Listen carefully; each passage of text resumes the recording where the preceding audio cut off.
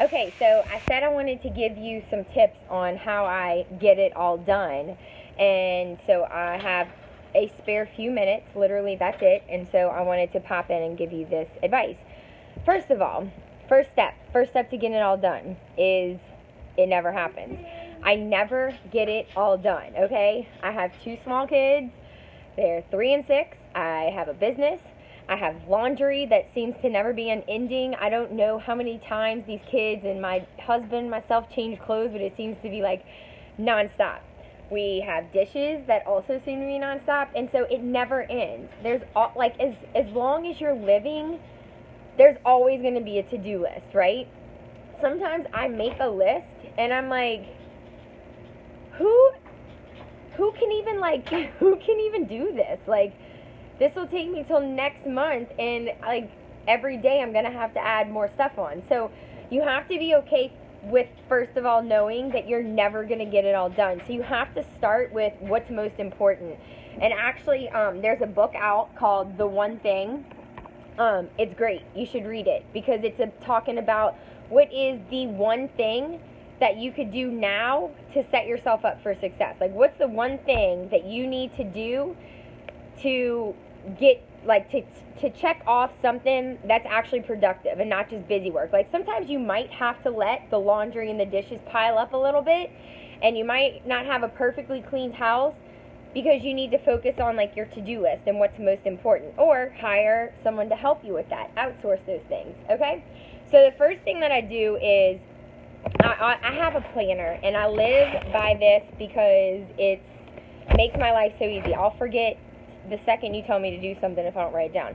So I got this from Michaels, and what's cool about it is these pages just pop in and out, and they have ones to help you plan your day, your month, your finances, your chores, like whatever you need to plan, they have sheets, and so you just pop them in this book, okay? So, and I love colorful things. I love to be inspired. So that's important to me too. So what I do is I start with my month. So I'm going through and I write down all the big things that I know it's about to rain. Let me go under this cover.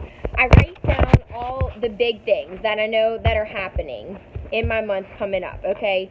So, like, for me, this will be like, it was our beach vacation. It's events that we're having at the gym. It's charitable obligations that I have. Like, whatever your big things are for the event, you have to fill that in for your month. Okay, well then what I do is I have a week by week planner. So this is my week. So what I do is, because you are not going to be able to plan your whole life, like your whole ahead of time. There's going to be things that pop up, and your weeks are going to look different from week to week. So what I do is I go at the start of every week, Sunday, I'll go through and I'll plan out my week. So I literally make appointments with other people, but most importantly with myself. So I have all the classes that I am going to coach written down in here. I have like any doctor's visits, whatever is going to be coming up for the next week. I have my husband's work schedule written down so that I know when he's working, because it changes from day to day. It's insanity. And if I ever try to remember all that, it's just not going to happen. So this makes my life easier. This takes stuff off of my plate. This makes me more human because I don't have to try and do it all. Okay, so this is what I do. I plan in like all the important things that are non-negotiables that I already have set up, and then I go in and I choose times that I'm going to work out. I like to work out Monday through Saturday. Sunday's my rest day. I feel my best when I work out 6 days a week, and sometimes on Sunday we're still getting active, doing family stuff, going canoeing or kayaking, whatever, going for a jog, bike rides, whatever. So it's more of an active rest day. It's not like full force strength, but I need that rest day. I need time to let my body recover and to reset my brain also. So I schedule my workouts in. I write in my planner the times that I know that I can work out. And here is the money-making advice. I do not cancel on myself. No matter what, it does not matter. I do not cancel an appointment. The appointments that I make with myself are the most important. And when I get my workouts in, I feel better, I'm more alert, I'm pouring into myself, I'm taking care of myself so that I'm able to take care of the business and take care of my family and not feel so stressed out. You cannot take care of yourself and you cannot take care of your family if you're always exhausted. I heard this on a Rachel Hollis podcast, and I thought, here comes Ray, and I thought it was great because you cannot do it if you're tired.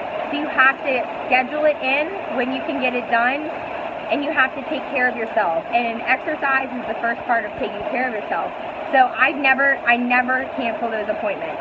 There may be a day where something comes up and I absolutely have to get it done, but I still reschedule that workout with myself.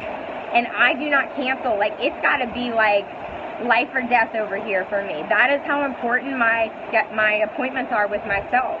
Because if I always let other people's priorities or other things pop in, I'm never going to get my workouts in, and they're so important for me. They help me be a better person. They help me take care of everyone else, and my family is so important to me that I'm going to take care of myself and make sure that I am refreshed and give them the best version of me that's possible. You know, a lot of times, I hit my head on that. I'm trying to get out of the rain. A lot of times, like, we'll have appointments with other people, and they'll be non-negotiables. Like, I have to keep this doctor's appointment, or I schedule this appointment with whoever, or, you know, like lunch meetings or whatever. And then it's so easy for us to cancel a workout, or to cancel a nap, or to cancel a massage, or cancel something that is for us because we feel guilty, or we feel selfish, or, you know, if your mom asked you to do something, or the kids want to go somewhere and it's during your scheduled time, you start to feel guilty. I'm going to the water is like coming in, I gotta get moving. I am going to challenge you to keep your appointments with yourself just like you would keep them with anyone else. They're the most important appointments, and they're going to help you stay refreshed and healthy and your best, so that you can continue to give your best. Because you know what? This world needs you. We need your gifts. We need your work. We need your talents. And we need you at your best. And that means that you need to get your workouts in, that you need to have good nutrition, you need to be rested, and you need to take care of yourself. So, if you don't have a planner, I definitely recommend getting a planner. That way you can start scheduling in your workouts. Scheduling in when you're going to the grocery store. Schedule in your sleep. I block off time for bedtime. I say, this is it. Electronics, go away. I'm brushing my teeth, I'm getting in bed, and I'm done for the night. No, like, do not disturb. That's my big trick. It seems obvious to me, but it wasn't always. I didn't always do it, so that's why I wanted to share that with you. Schedule it in. If you want it to happen, put it in your schedule. If you're not putting it in your schedule, then I don't believe you really want it to happen. I hope this helps y'all. If it does, please share it, because there's plenty of people out there who we all struggle with the same things. And if any little bit of advice can help us become better, to feel better, to have more energy, and to put our best foot forward, it's worth sharing. I hope you have a great day.